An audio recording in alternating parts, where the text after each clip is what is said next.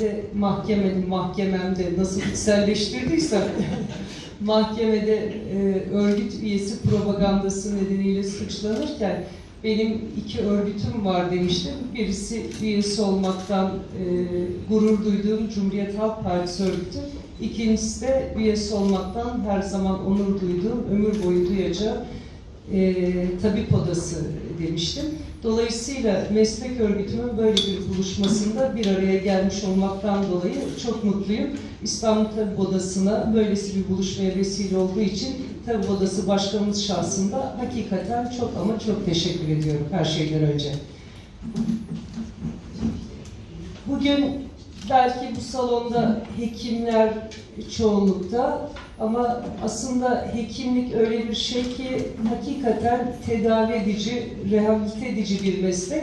Ama bakıldığında aslında bütün mesleklerin bir yanıyla tedavi edici, düzenleyici ve dolayısıyla toplumu dönüştürücü özellikleri var.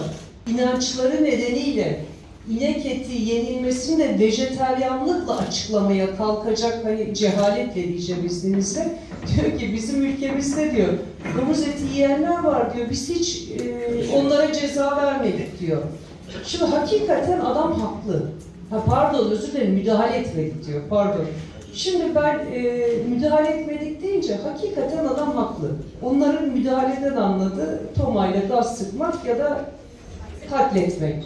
Şimdi birini hedef göstermek, birini aylarca bunun üzerinden propagandasını yapmak, biriyle ilgili aklınıza gelebilecek her türlü olumsuz nesne ya da olumsuz bir toplum karşısında bir kimlik, kişilik oluşturmak bana sorarsanız bence de müdahale etmek değil.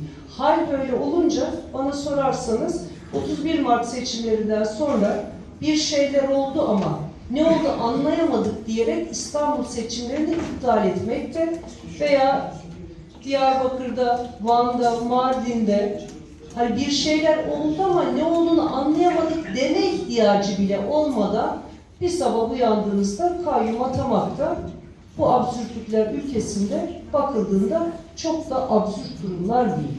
Dönüştürürüz ve bunun üstesinden